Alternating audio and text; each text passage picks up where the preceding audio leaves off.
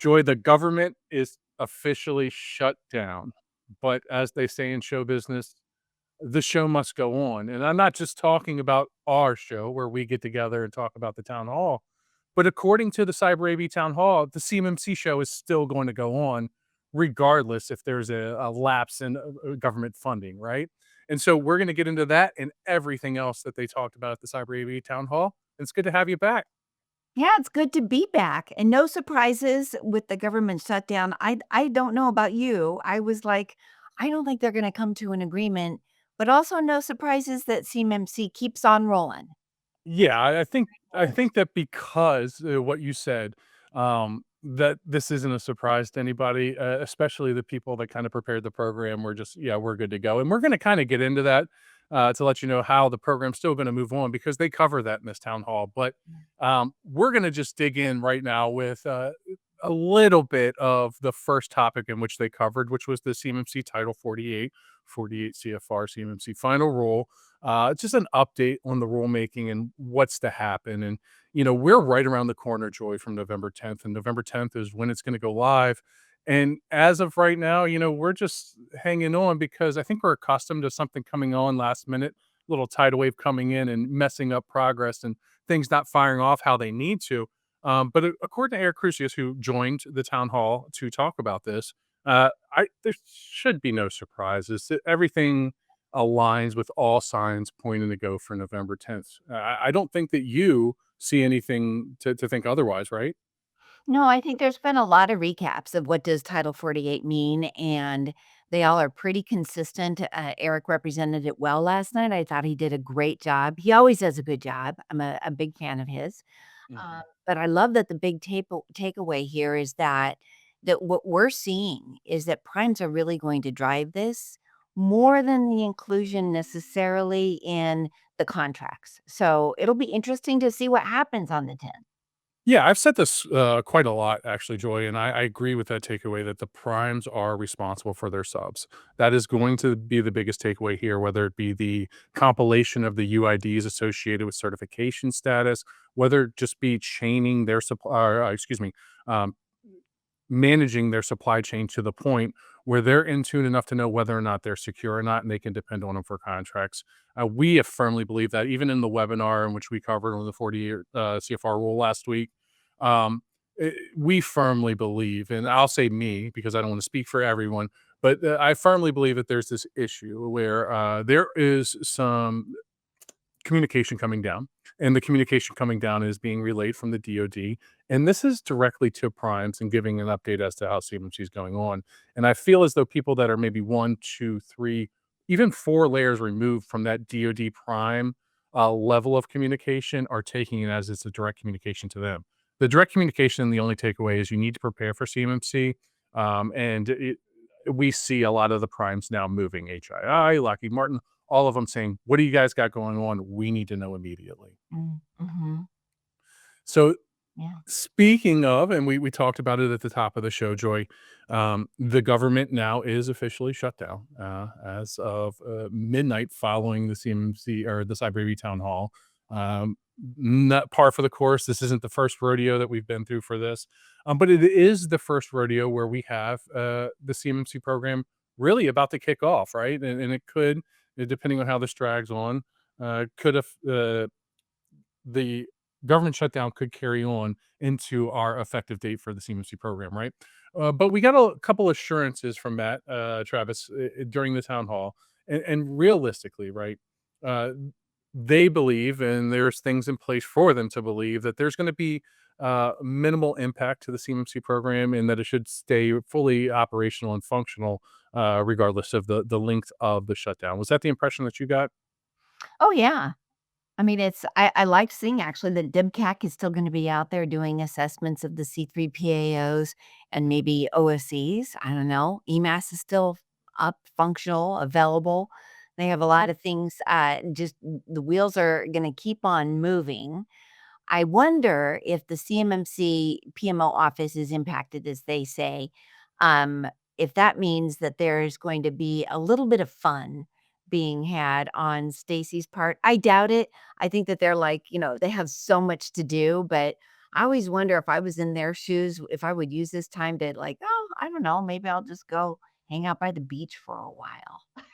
Right, like, for once, I'm forced, I can't go to work, it's not at my own doing, I'm I not know, I taking just pray PTO. that's not happening, but I honestly think that there's some substance to that where maybe we could, film a couple of the impacted government shutdown employees just to see what they actually do when they don't have to report and do, especially the people that have been living the CMMC program for, like, 6, 7 years, like Stacey I Beard, know. people like that.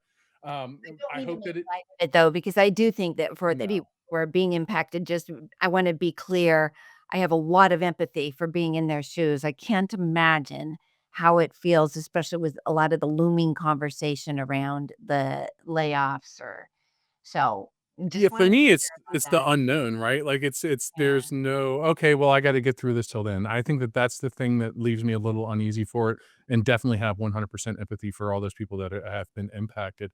But there's a couple of things, like we said, that we know are impacted in the CMMC program.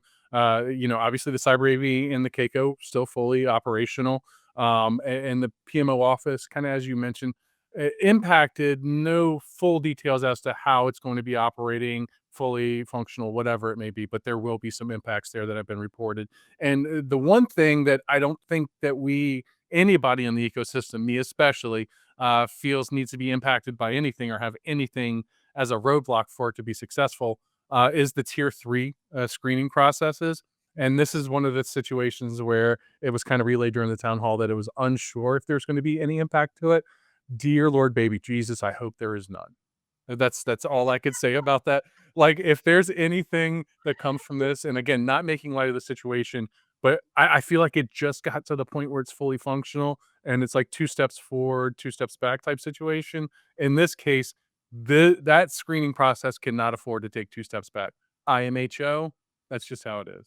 yeah, and do you know that while we're watching the town hall every month, you and I'm so keyed into making sure I'm capturing everything that Matt and all the special guests are saying, and what I wanna be doing, though, is reading all of the Q&A, and Mm. I don't have the bandwidth to be doing both. I'm sure that you are a lot better at that than I am, but that's one thing that I see is still occurring is those tier 3 background checks. Still, there's a bunch of Q&A about, "I applied 10 months ago," or Mhm. over a year ago, and I still haven't heard anything. So I'm with you. I hope that that is not impacted by the government shutdown. They really need to keep those assessors moving through. I'm confident that they're working on it too. I think that James Galooly joined last month just to say that, hey, we're making these improvements, trying to get the process together. I think that we all do need to realize that this is an evolving process, and expectations of perfection at the onset of the program Agreed. definitely aren't If realistic. And James says it, it must be so. Right. 100%, I Yeah. agree. Okay. Now, some we go from the government shutdown and kind of that gloomy news that goes with it. The good news, the CMC programs being operational, and to some more good news, right? Some welcome aboards, some departures leading to some people coming in at the Cyber AV and the Keiko. I know one in particular that we are excited about, but let's just run through them both real quick. First and foremost, Raymond, and I always butcher his name, Raymond Kroonbrunner, who served as more of the financial role for the Cyber AV, departed. Mhm. Yep, he served as a CFO, and now there's an interim CFO by the name of Christopher Davis stepping in. Um, it's CFO stuff, not really important to our, just pay the bills. That's good for us. Happy trails to Ray. Thanks for everything that you did. Obviously, good luck to Chris in whatever fractional role that you have moving forward. But the one that we are excited about is one person that we mutually have a lot of respect for, and that's Kat Adams joining as this title is the new conformity and credentialing coordinator. And so I sounds, nobody knows what it is, right? But it sounds intriguing. We do know one thing that she's going to be doing, and I'm super excited about it, and I think you are too. But the CAP, the CMMC assessment process, is one of her main focuses, and I have much respect for Cat. I personally look forward to the first Cat crafted cap coming out. Wait a Right? minute. Cat crafted cap? I Yeah, just wanna make sure I heard you okay. All right. yeah. Don't ask me to say it again. I was nervous about nailing it the first time I said it. But this is just another growing trend that we see where people who have made a footprint in the ecosystem are now joining the organization that kind of runs the ecosystem to kind of add that community feel to it. And we'll talk about that some more going down. How happy are you about this edition? Ah, you and I were doing a virtual high five when we Yeah, saw that, and, absolutely. I've probably taught a dozen CCP or CCA classes with Kat. I go back to our Edwards Performance Solutions days, in working with her, and she really is just such a, the thing I like about her is not only is she super knowledgeable, but she is open to feedback and, just talking through things Mhm. very well. So that's Mhm. one of the things that's made her a good instructor all along. I'm really happy to see her in this role. And I know that we're going to talk in a few minutes about the C3PAO Advisory Council, and one of those subcommittees is going to be giving feedback on the CAP, so that feedback we know is going to go to CAT to craft the CAP updates. And so I like how the ecosystem is being brought in with a new dedicated role to making that successful. It's really exciting. Yeah, and I think it's just reflective of the fact that the program's live, right? So when the program wasn't live and they were still pending of when is it going to happen and stuff like that, I don't think that there was a lot of leeway for positions of this specificity.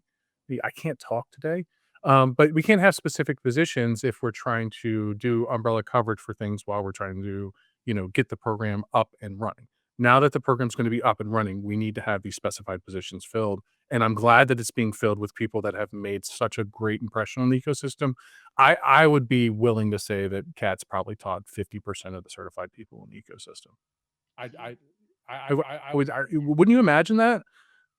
I mean, a couple years she's been doing it, been teaching classes pretty regularly.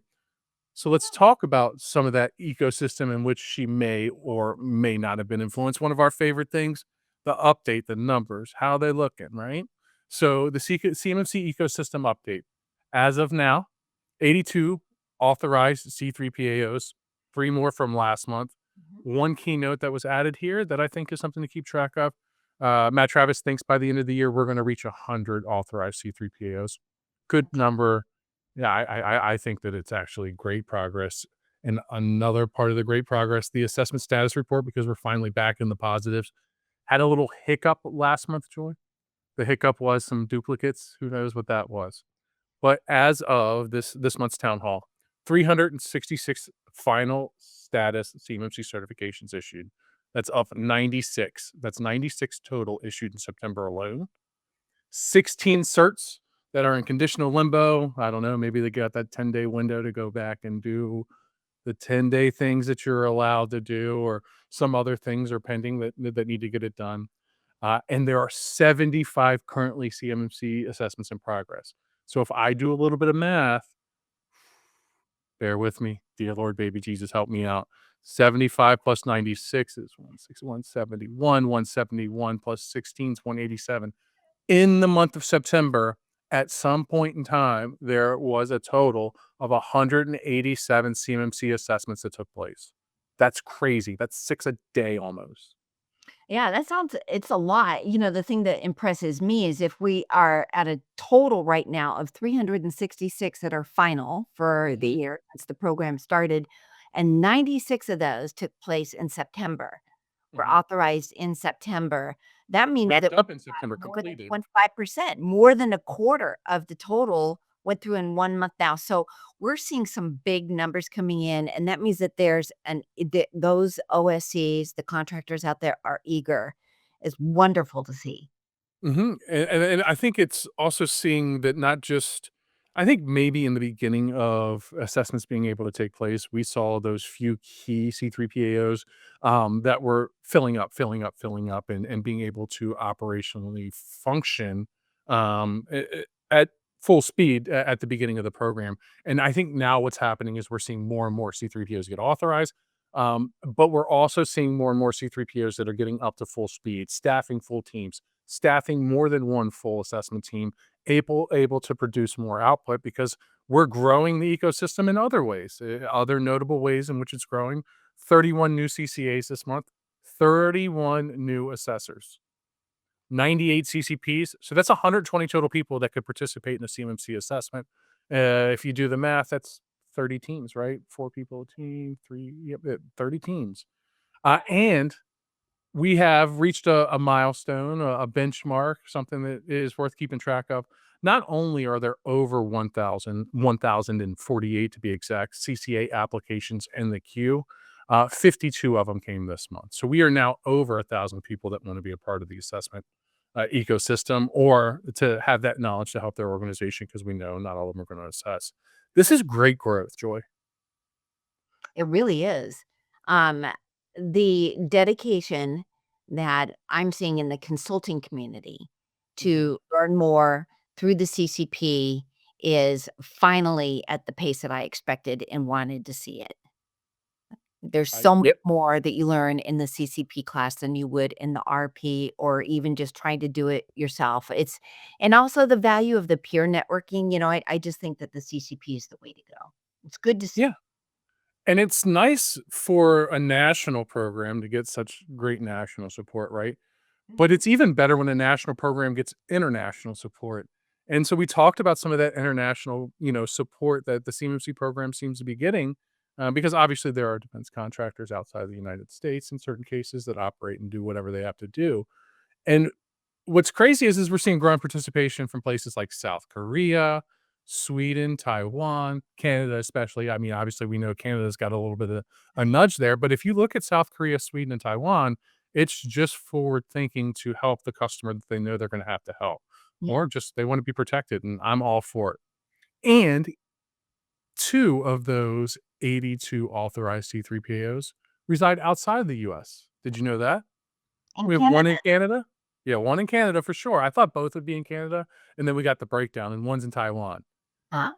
I that's surprising to me. I didn't think that Taiwan. I thought South Korea because South Korea has such large numbers for like CCPs and registered professionals and things like that. I thought that maybe that would be the one, but South Korea. Kudos to you, two organizations in Canada and South Korea. Welcome to the family, or Canada and Taiwan. Welcome to the good fight. Welcome to the family. Sounds good. So those C3PAOs are going to obviously go through and assess OSAs, Joy, and when they assess them and the OSA successfully completes their certification or successfully achieves their certification, like the 366 organizations that have up to this point, they're going to be issued, a CMMC UID that's going to be associated with it and a final status level. And right now, outside of teaming agreements and more professional under NDA lock and key, there's no way for you publicly to show that, hey, we're CMMC level 2 certified, except for saying, The hey, gold star for all that yeah. work. And it's been a lot of work, right? And so there's been a little communication between the cyber AB and the DOW, DOD, however you want to address it, as to how we can do that and still protect some of the privacy, have some of the privacy needed to make sure that we're securing it. Because the whole thing is to secure things here, right? We don't want to do anything that's going to open a window or draw attention or anything like that. So there's discussions that are happening. And I figured, well, why not have our own discussion, Joy? This is still right, still a prototype. We're still in the, stages where they're trying to say, "I think it should look like this, and I think it Wait, should are look you like telling this." me that they're looking for design ideas from I don't know if they are, but if they were, I I may know know what that 2 badge people. would look like? Yeah, what do you think? Like, what would you put on the badge, Joy? Because I know 2 people that are very opinionated that might wanna throw a little suggestions in the hat, I think you're Just talking helping about them out. I you know, I well, my creative brain says it's gotta have something about a gladiator on it. Oh, well, look at that. Knock on wood. Um, a gladiator, or a hero, but both of those are kinda outside the conservative vein that we're seeing in the CMMC graphic, so I don't think they're gonna take my ideas personally. What are your ideas? I just think it needs to be a 110, like how, like, everybody says, like, that's 100, that's 100, put 100 on it, right? No, it's a 110. I got a 110, and it's just a big 110, and it's in bubble letters, doesn't have a crest or anything, that's it. Just a I'm betting 110. your idea would be accepted prior to my idea. It's simple. There's not a lot of design effort in that. If No, anybody's ever seen a very slide that I produce, it's kindergarten level anyway, so the kindergarten level idea I produced. it would be Um fun to see what our crack marketing team could come up with, I'll tell you. It's we got a pretty talented marketing team. We do. God. Maybe we should put them to the test. Producer Dustin, take notes. Go back to the next team meeting. Tell them that we need a prototype for the show for the certification badge. Yeah. The last thing that kinda I wanna cover from the town hall that, we that was discussed, was the C3PO Advisory Council, and we talked about this last month and how it's coming and what it represents, and we got basically an update from Tom Tollerton, who is the vice chair of right? The vice chair of the Yep. advisory council. And, the 3 committee basically, the update is that there's 3 committees and subcommittees being stood up that are underneath the advisory council that consist of people from the ecosystem. Keep that in mind. When the ecosystem was, given the call to action that if you wanna participate in this advisory council, fill out this application and we'll review it, they received hundreds of applications, which is very promising I'm as sure well. we did. I mean, it's an ecosystem that is very eager, very hungry, and people want to help, and I think that that's a good thing. Um, I am just happy to relay that, according to Tom, that they are very viciously going through the process of reviewing those applications and making selections, and they expect to be notifying the lucky people that get to participate in these community-driven council subcommittees, right, within the next week. So within the next week, you're going to know how you're going to be able to contribute if you've been selected. Enjoy. I mentioned community driven, ecosystem included. I've mentioned that multiple times in this because I think it's very important.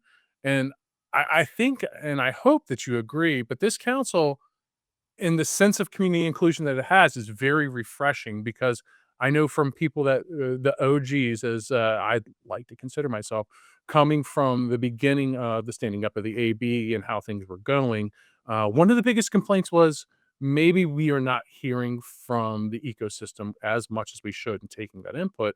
And now it's 3 committees, a council, subcommittees that are all compiled of it. What are your thoughts? Yeah, it's super positive. It's such a great move in the right direction. I do have a question. It seemed to me that they were saying they only put the invitation to apply out to those who are CCPs and CCAs. Did I hear that correctly? That is correct. So they're I don't know, I personally would like to see some industry voices in there. There are some folks who come to mind that are not a CCP or CCA that I think would lend tremendous insight and value Mhm. and perspective. But as a starting point, I get why they did that. They want people who are like engaged in participating in the actual ecosystem with the cyber AB. That's where they're starting from. It is the C3PAO, which is comprised of C3PAOs who are CCAs, right? So I get that part of it, but I'm hoping that as we continue to evolve and mature this, that they are able to incorporate feedback and perspective from people in the industry who are not CCP, CCAs.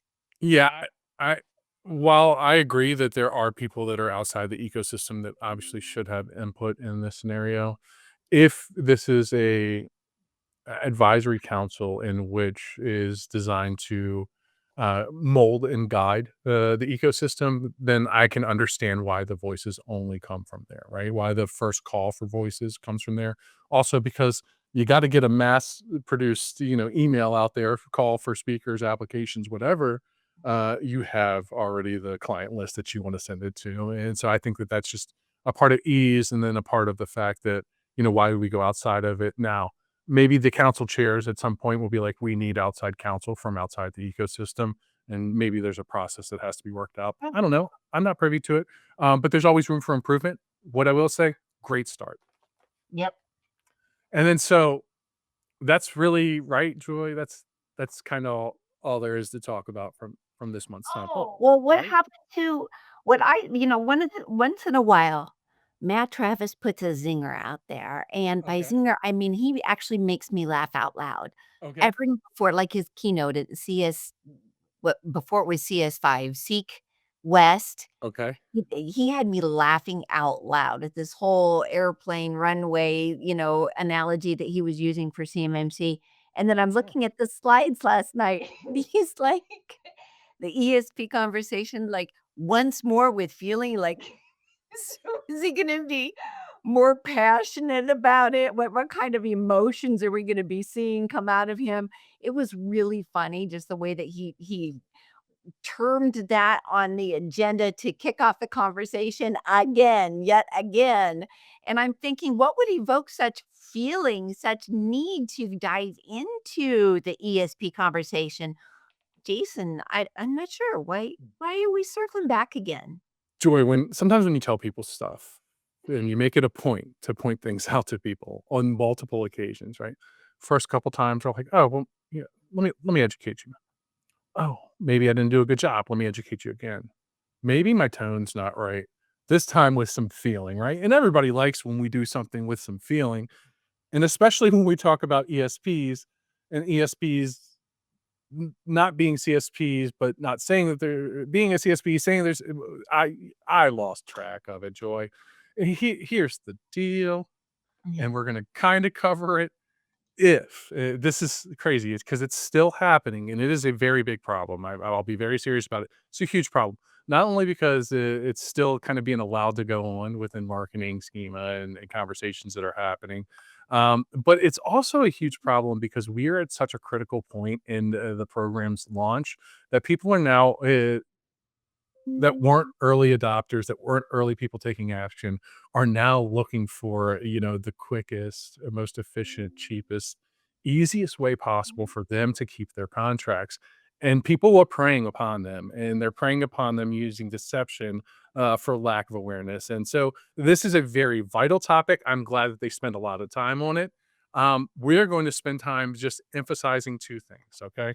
The first thing, your ESP is in scope. Okay, when it processes, stores, or transmits CUI on ESP owned or operated assets, right? Some of the assets they may use to service you may process, store, or transmit CUI. If that's the case, they're in scope. Or it processes, stores, or transmits security protection data on ESPN owned or operated assets. Which is a Or- ton of MSPs, but that Correct. that is what they that security protection data is what they do, right? Correct. Or it provides security protection for systems that process, store, or transmit CUI. Again, very Right. clear, MSPs, yeah. Now, the company is a CSP when provides cloud services based on cloud computing, and the cloud computing model is broken down through NIST as convenient on-demand network access to shared pool of configurable computing resources, networks, servers, storage, application services that can be rapidly provisioned and released with minimal management effort or service provider interaction. Now there are a very large number of solutions out there that are either popped up or there or think that they reinvented the things that operate under this premise, right? MSP and MSP is not a CSP because they don't own the resources in which you are operating off of. They aren't you aren't sharing those resources with other companies. They aren't provisioning resource access to their resources for you to operate. That is a cloud. Cloud is somebody else's computer or asset. You are operating on somebody else's computer or asset without ownership of your own. So there are three vital questions that the AB has relayed that you should consider when scoping your ESP to make sure they're an ESP or a CSP or, helping them discover their true identity, right? The first question, are you using an ESP? That's an easy question. If you're using ESP, is your ESP a cloud service provider? Well, I mean, that's an easy question. Just ask them, hey, are you a CSP? Sometimes they don't even know. Right. So, how do we determine that? Do they provide you services through the cloud? That's a key indicator. They're a cloud service provider. Are these services ubiquitous, convenient, or on demand? Okay, that makes sense. But everybody wants convenient on demand, right? Are they providing you access to a shared pool of resources like server storage applications that can be rapidly provisioned and you don't own them? And then finally, does your ESP process, store, transmit CUI and other security protection data? If it's going there based on DFAR 7012, any cloud resource that stores, processes, or transmits CUI joy needs. FedRAMP. Okay, yeah. I was like, oh no, not delay. This would be awful for a delay. Say it. You They paused are for a that's moderate. what you did. You wanted to see my heart drop, right? Right, that's here it was. So we're gonna put we've put those 3 questions on the screens, and we feel like that any organization that's evaluating or going to, think about using an ESP, for their CMMC journey, just make sure that you ask those questions and make sure that you're confident that your ESP is a ESP and not a CSP, and there's a lot of things that can make you feel suspicious about that. So there's a couple of things I just want to say. Sure. First of all, because we know that there was some um, information shared out around an ESP that was claiming they were not a CSP who has now been deemed, yes, you are a CSP. And that's one of the reasons that there's a lot of clarity again and again, like this is what the guidelines are. But I just want to point out that I think this is just as important for C3PAOs to truly deeply understand as the OSCs who are contracting with an ESP, Mhm. because I've always looked at this from, oh, if you're one of the contractors and you're using an MSP, how are you going to make sure that they are meeting the criteria they need to in order to sit next to you during your assessment and provide the evidence? Like, how are they being evaluated? All I'm always looking at it from that perspective. Like, how is the OSC making the using the best judgment on how that MSP is being categorized as an MSP and not a cloud service provider, right? But on the flip side of that, there have been C3PAOs who themselves were not that clear, and they went in and evaluated contractor environments without saying, Wait a minute, I'm throwing a flag on this because I'm not certain that the ESP that you've identified as an MSP is not a CSP, or do you know what I mean? I I know I On the assessor side of it, it's just as important for that clarity. So, Matt Trappist is not doing this again with feeling just for those contractors to make sure that they aren't sold a bill of goods that may not match up with the reality of the situation. It's also for the assessor community to be very clear what they're looking at, without a doubt, is going to be an ESP that is not a CSP or a ESP that is a CSP with completely different requirements, which if they find out, oh, you actually have a requirement to be FedRAMP, this CSP, and I they were not, we can't start the assessment, right? let's talk about that point that you made about there are C3POs that have evaluated situations that, are in question, right? And so those situations have passed, but why have they passed? And I think that that's the other terrible thing. Let's think about this, from the perspective of the OSA. You've paid, albeit a discounted rate, to get your services because they're quick, fast, and cheap, right? And you do all of that. Um, and then once you pay all that money, you get all prepped, and then you go through the assessment, and you pay the money for the C3PAO to come and do your assessment, right? Because that's part of the whole Right, transaction. right. And then afterwards, you find out, "Wait a minute, this all is not true. It's all a ruse." What happens to your money? That's a Because, right, it's your responsibility. You should know that you had a CSP, right? So if I knew that I was using the CSP and they didn't conform to it, the standards that they had to conform to, it should be my but job to make some should the moves to. C3PAO have Oh, I 100% think that there should be some, if there is a case, and I will say this with the sternest of faces, if there is a case where we're going through and a C3PAO has assessed an organization that has deemed, that they were a MSP for the assessment, but really turned out to be a CSP and the provisions aren't there and there's a certification issued, there needs to be some sort of, audit report or, right, whatever they launch, right, investigation, whatever, because you got to figure out it's not because we want to dunk on people or because we want to cannibalize people in the ecosystem. It's because the whole goal of this is to make sure things are amply protected. That is a demonstration that amply protected CUI has been passed off and certified as an environment that can amply protect CUI. That's the biggest issue here. Yeah, at a minimum, there needs to be a re-education around it, and now it'll be interesting to see what happens to the OSC that had received their certification. How's that going to be handled? The whole thing is kinda sad, I gotta say, but we're early on in the program. Things like this are going to be uncovered, and they're gonna find out, "Oh, we have to address this in a much deeper, more meaningful way," but not just for the contractors who are doing the trust but verify. The burden's not just on them, the burden is also on the C3PAO community. I think it's only sad if there's no improvements that come from it and there's no learning that happens from it. But what is really sad is that our time together this month is up. So I'm absolutely heartbroken. We will be back next month to talk about the October town hall, some spooky news hopefully around the corner. Until then, like, subscribe, tell all your friends, and we'll see you next week.